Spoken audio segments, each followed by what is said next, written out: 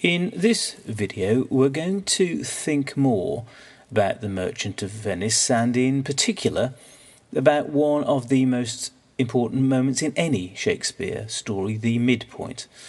This is when one or more of the main characters experiences a major reversal in fortune. Now the midpoint normally occurs at the beginning of Act 3, and in Merchant of Venice it does, in Act 3, Scene 2. The first part of this scene concerns the ongoing conflict between Portia and her dead father. He set up a type of lottery that means her potential husband must have the good sense to choose the correct casket if he is to marry her. Now we already know that during Act 2, two suitors have chosen incorrectly, and I won't tell you which ones those are or which caskets they chose, just in case you haven't yet read the play. I will also cover more of the action that happens in Act 2 in a future video about Shylock. Now the key question here in Act 3 Scene 2 is whether Bassanio will choose correctly, and the tension, such as it is drawn out by means of a technique called retardation, or a delay in letting us know the outcome. Now Portia encourages him to delay making a choice, because if he gets this choice wrong, Bassanio must leave her forever, because that is one of the conditions set by her father. At first she wants him to pause a day or two.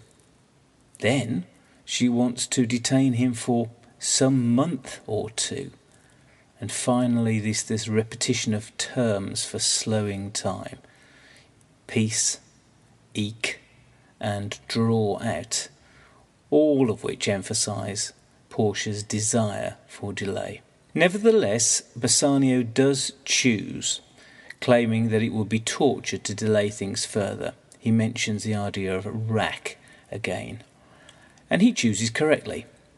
And the goal that Bassanio set himself at the beginning of Act 1, which is to marry Portia, has been achieved. Now, note incidentally that when Portia lists her attributes after his successful choice, she says virtues, beauties, livings, which is another word for wealth. And this is the reverse of the order that Bassanio used earlier. You might also notice here that the characters in this play follow the rules. Of course, if they didn't, there would be no drama. And so, what have we discovered? The correct casket has been chosen. Her father's dying will has been adhered to. And undoubtedly, a happy marriage is supposed to follow. But this is not the turning point. That actually begins when Salerio arrives with a message from Antonio.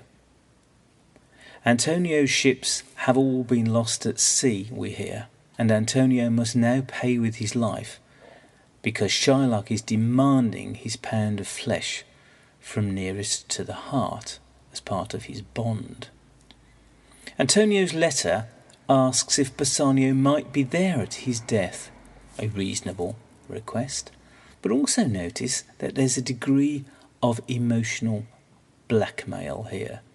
He writes that it is Bassanio's love that should persuade him to come back to Venice.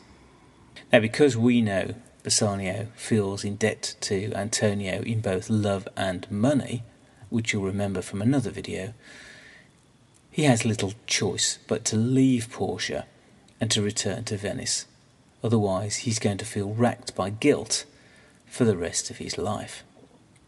So now, Portia, having dealt with the problem of her father obstructing her free choice of husband, now faces another problem: how to help Bassanio extricate his friend from his deadly predicament. And her solution to this problem is ingenious.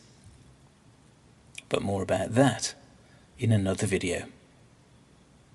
Give a thumbs up if you enjoyed this video and subscribe now so that you never miss any of my future posts.